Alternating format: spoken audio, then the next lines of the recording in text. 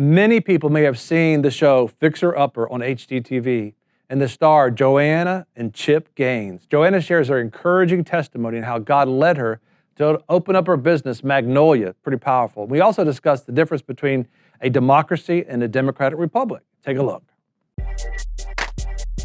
Be sure to subscribe and press alert to get new notifications of new success secrets made available on VFNtv. I don't know if you ever watched, I've seen some remodeling shows, and it's, to me, it's just, it's like, you're going to be over budget.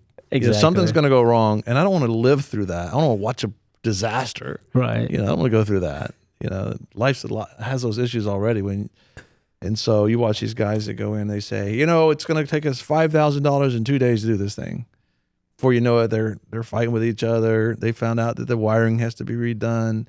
They're like $20 billion over a project. They're making payments. And I was like, this is a show? This is stressful. And of course, no matter how nice your house is already, Right. You're always thinking, wow, we really could do something with that. It's like, oh my goodness, stop. We're blessed. Thank you. No, we don't need to do that's anything. another thing. That is the new. We don't need to do anything. We're blessed. That's the new probably lust channel for a lot of people watching. They want more in their houses. But there's this one particular program that I really like. This husband and wife and their family just seem to be a real sweet family. But I didn't know this till I heard her testimony. Joanna Gaines. Their show is called Fixer Upper, and they go to nice neighborhoods that have a rundown house in that neighborhood, and it's at the end of itself, and they just fix it up, like God does us. Yeah. Right? And they I'm still being worked on. It's pretty cool. They got a great talents, and that type of thing. But it's good to see us think again, because Americans are always like, I want something new. Right. And they kind of take you back to the older things and how to restore and stuff. Yeah. But, I knew something was different about them, but I want you to listen to her testimony. She's giving her testimony. Joanna Gaines is right here, and it'll just bless your heart when you hear this, because, this may be you. You may have had something in your life, and God's asking you to put it down for a while. You're thinking, I'll never see this again. Well, she shares about that experience, and she has a business today called Magnolia. But she set that thing down just like God asked her to, and she focused on her family. And it's just an amazing testimony how God just blessed her and how she just honors God. As a matter of fact, take a look.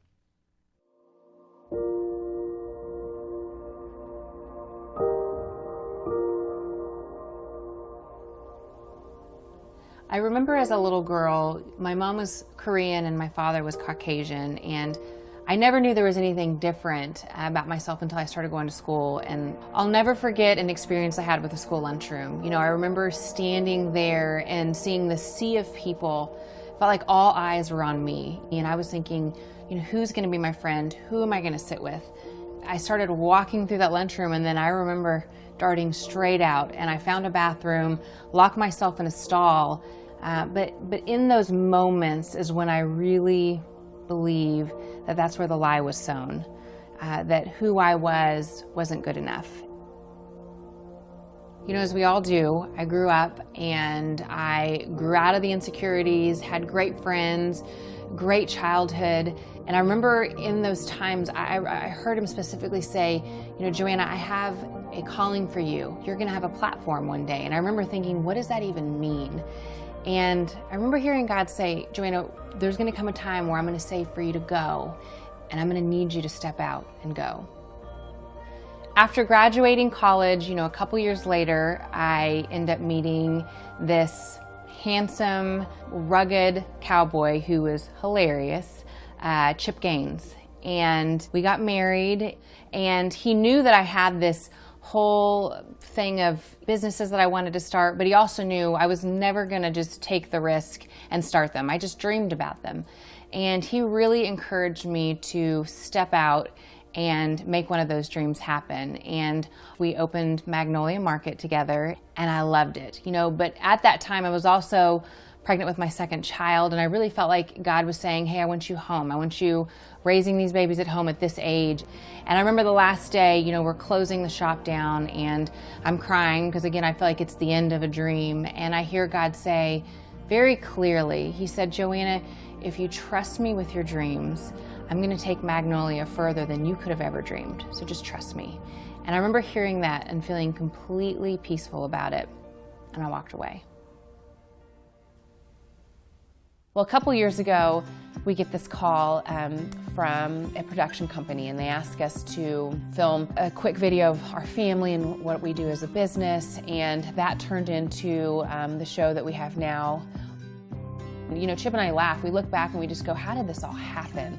And I remember last year in January, Chip and I took a trip to Arizona, and we were driving around and we found this really beautiful garden, and Chip said, I'm going to drop you off here. I'm going to give you about an hour, and I want you to kind of reflect on the year before and then just let God speak to you about what this next year is going to look like. And he dropped me off, and I'm sitting under this tree, and I felt like God said, Joe, it's time. And I was like, time for what? And he said, it's time to reopen your store. And I said, I don't think I can do that. And just cool and calm, no, it's time. May of last year, we reopened the shop on Bosque, the little shop on Bosque. And now I look back and I go, God, your promise that you spoke years ago, I'm now seeing. I trusted you with my dream, and you've taken it far beyond what I could have ever dreamed or imagined. You know, I can look back now in the pattern of my life and really believe God has a purpose for me, but he also has a purpose for you. And on the other side of that is the enemy, where he knows where to hit. He knows to hit below the belt. He's going to have that fear be, if you fail, and what if you fail in front of all these people? What if you fail and don't find someone in that lunchroom? What if your business fails? Whether it's you're staying home with your children and you're raising beautiful babies, or you're the CEO of a multi-million-dollar company, let God speak into your life. Let his Father heart come and say, this is what I have for you. And I think that's the key, not believing the lies, fixing our eyes on Jesus and walking in that truth. That is so awesome. That's isn't awesome. That is totally, really totally great. awesome. And so it's a good little show. And, you know, when she comes at the very end of the show, she brings her kids in and they help her finish the house up and do the things like that. It's awesome. I can really appreciate that. Wow. Yes. Yes, I can definitely It's a appreciate gift. that too. We'll be right back. Don't miss your chance to get this free book, I Will Fight 10 Strategies for Your Success, where I share a prophetic encounter God gave me about a coming wealth transfer. And this whole genesis of this book and these strategies is to position you for a coming wealth transfer. It's 10 strategies for success, dealing with your belief, your actions, commitments, giving you plans, giving you strategies. I mean, so many things I can't even talk about. But it's yours for free. Go to VFNkb.com and get your free copy now. Did you know President Herbert Hoover and President Richard Nixon were friends? As in friends or Quakers, part of a long list among influencers in America. Quakers formed around the teachings of George Fox, a 17th century leader who emphasized a personal experience with God. His sermons and writings quoted the Bible frequently, bringing hope for religious freedom despite government harassment, even imprisonments.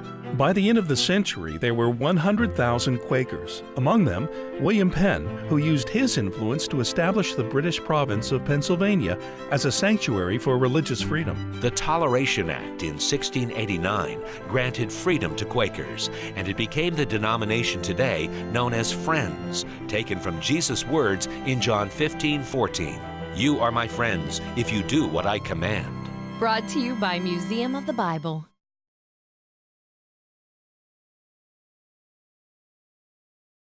Welcome back to VFNtv with your host, Greg Lancaster.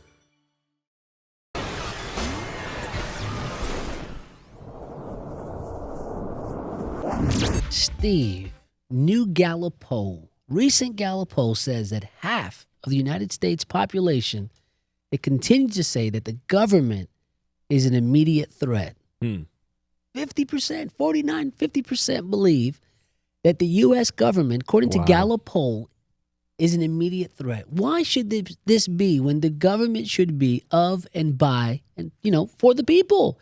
It's a representative government. Listen, we don't want to get to a point where that number's 75%, 60%. And the government's not supposed to be our enemy. It's supposed to be our friends. It's supposed to be our neighbors. It's supposed to be the people in our community who we, through a voting process, select to go to Washington, D.C. or our State Department, state capital, and be our elected representatives to represent us, because we're all working, but they can represent us and report back to us in regards to the things that they are wanting to implement, laws, things that we as citizens are even suggesting that they actually put into law. And so there shouldn't be this confrontational thing, but sad to say in our country, it's very, very divided right now. And we want to be able to talk about, because this is one of the things we talk about in our program is the original intent of our nation. And it's so important that we understand that we are a country of laws. Right. And that the Constitution must be protected. It must be protected because it helps every single individual that comes here to the United States and becomes a citizen. We want you to see, this was done by the Bill of Rights Institute. Phenomenal. We're going to make sure that this is actually related for you on the torch. They have so many ways of young people can get educated and learn about the Constitution. It's really fascinating. But they put this video together that really outlines the difference between a democracy and a republic. Watch this. America, the world's greatest democracy. And if we say we believe in democracy, the power of our democracy. American democracy. Democracy. Democracy. Democracy. This is a democracy. Usual rhetoric and language of our public officials and within the media is the language of democracy.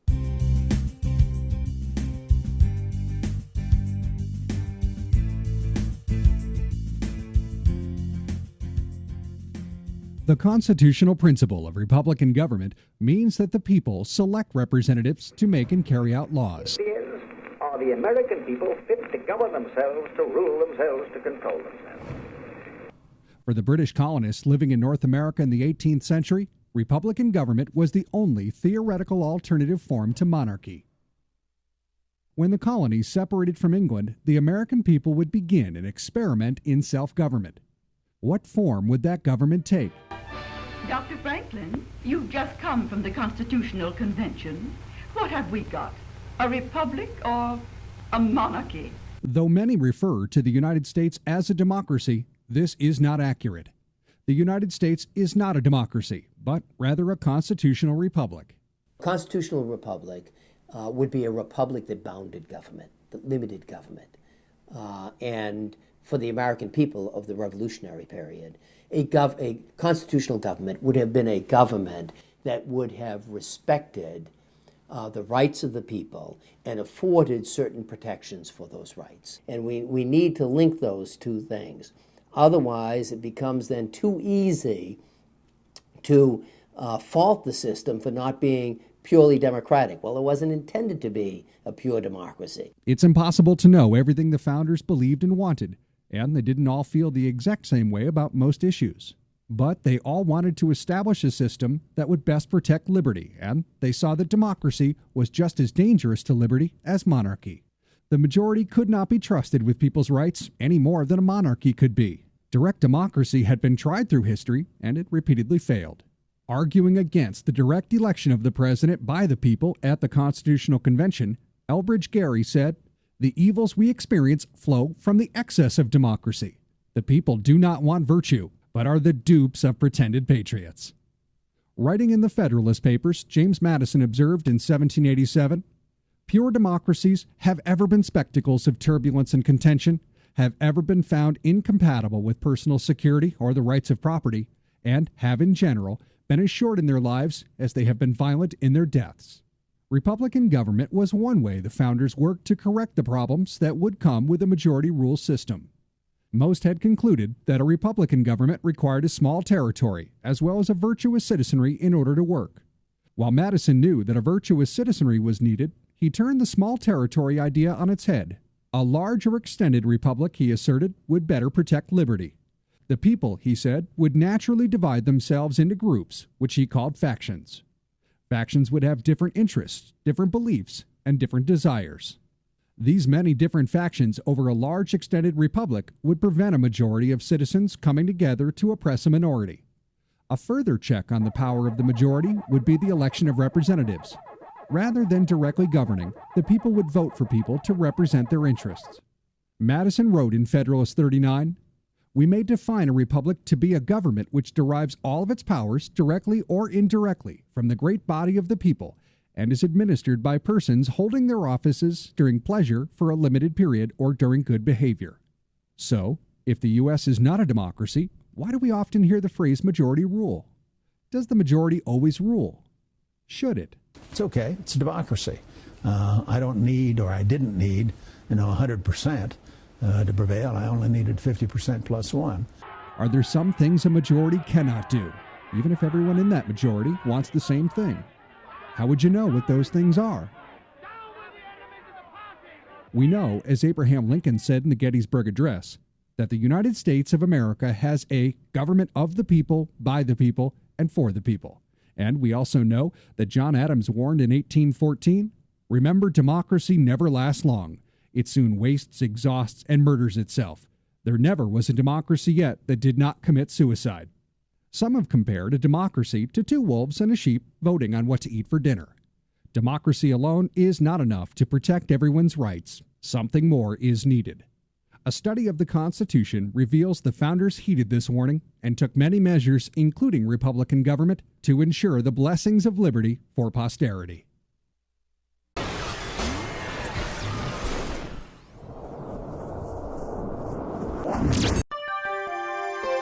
We'll be right back.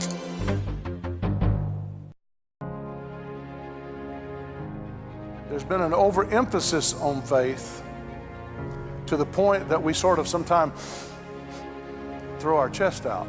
Faith in God's mercy just requires just a teeny bit of faith. But it's not your faith, it's His mercy that gets it done. This ought to take a load off your shoulders. If you come up against something that's overwhelming, if you come up against something that's threatening, don't necessarily worry about your faith, worry about His mercy.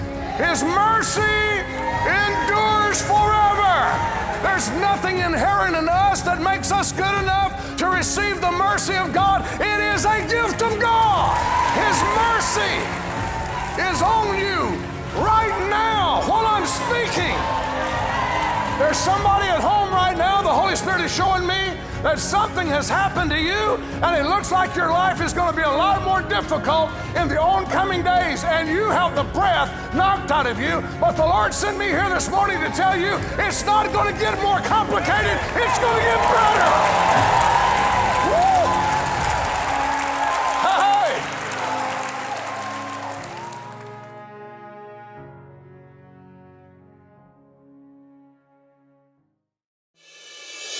Can a public school exclude Christian groups from using their facilities?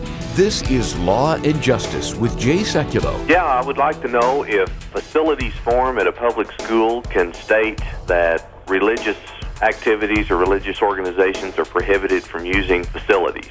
Absolutely not. We've litigated that case now 3 times at the Supreme Court of the United States. The first time we won it in an 8-1 decision. The second time the case was unanimous. Even the third time, which was an elementary school level case, we won 6-3 overwhelmingly. So the answer is no. There cannot be a religious exclusion from access to a generally available public facility. If they allow community groups to utilize these facilities, they cannot deny a Christian group from utilizing those facilities because their message is one that has religious connotation, religious thought, or religious belief. Join the American Center for Law and Justice in defending our religious liberties. Find out more at aclj.org.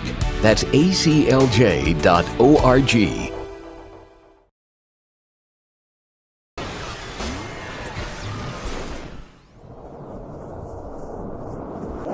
This is so important. This is the wisdom behind an electoral college when we vote.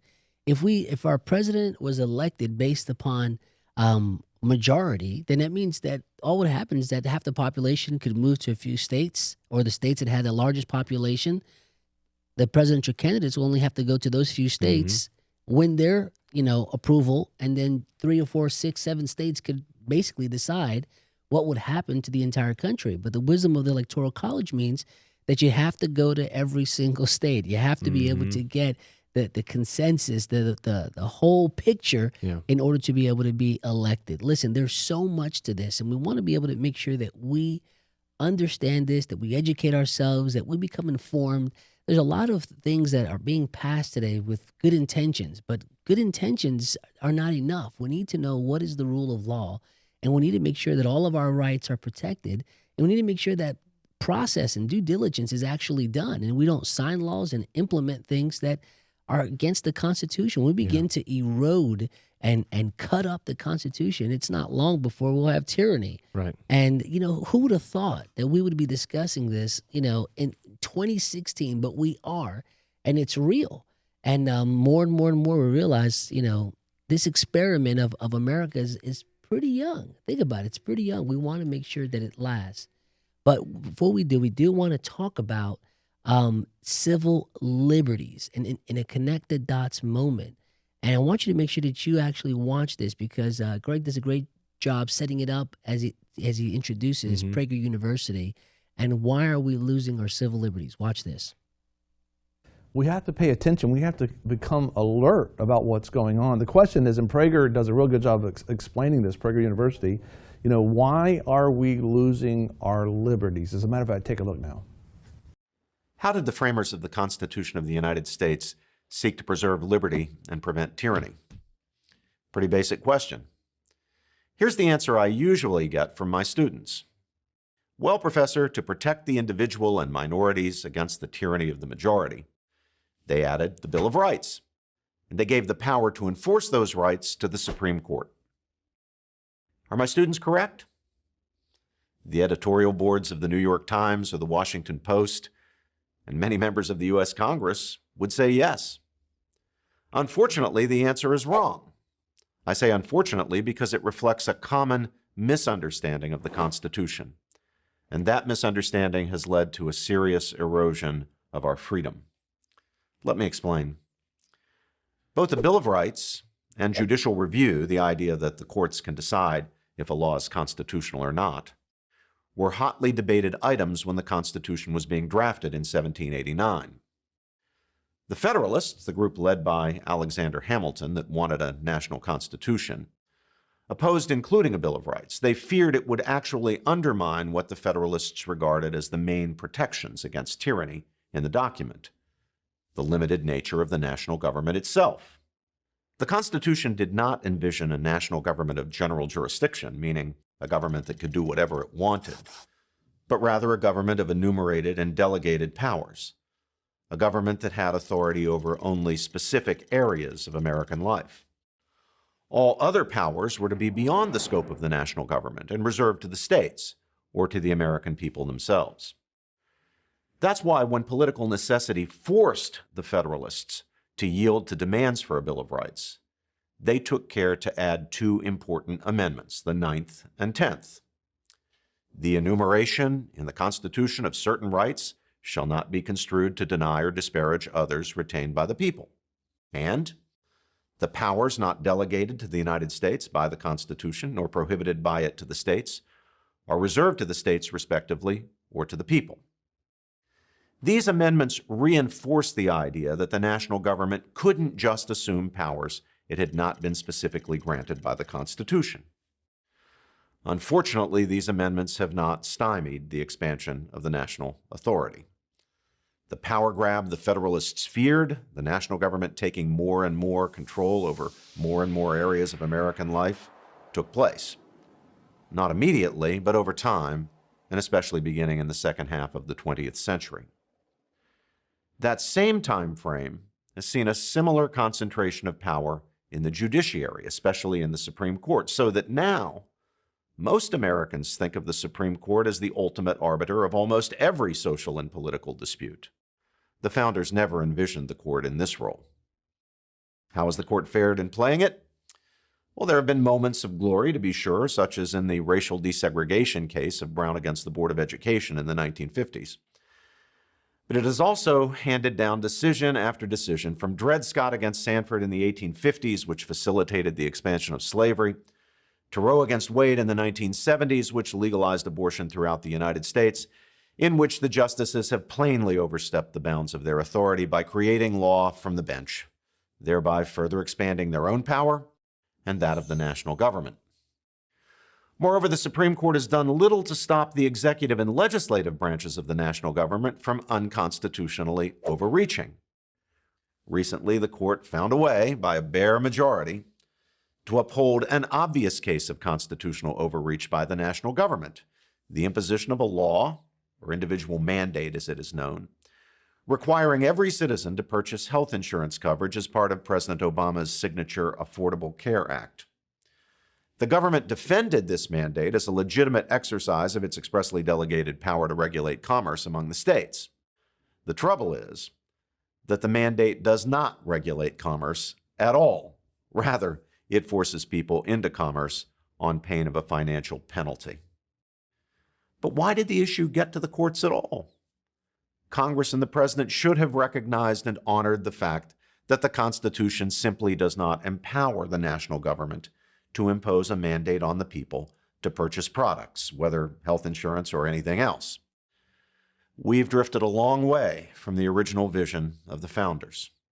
The further we've drifted, the more powerful the national government has grown, and the less free Americans have become. Freedom can be taken away, but it can also be given away out of sheer ignorance. If we Americans, we the people, want to get some of that freedom back, we need to read America's founding documents. All the freedom we ever wanted is there. I'm Robert George, professor of jurisprudence at Princeton University for Prager University. So you think about this.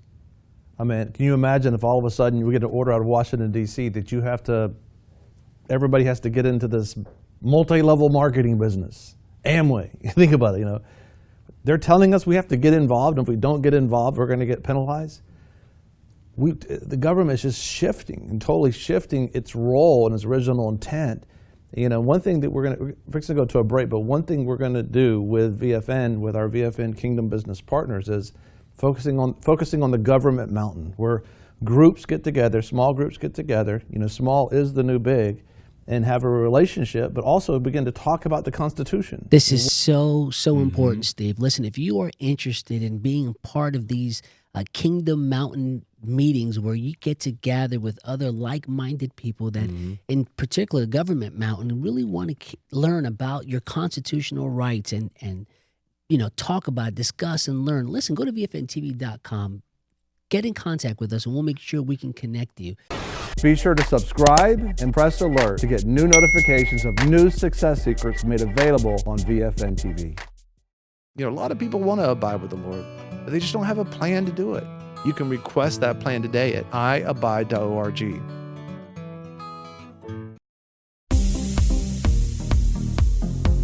I'm your host, Greg Lancaster, and we're so glad that you've joined us. Don't forget you can join us 24 hours a day, 7 days a week. Download our app and sign up for our newsletter, The Torch, at VFNkb.com. I've enjoyed our time together. God bless.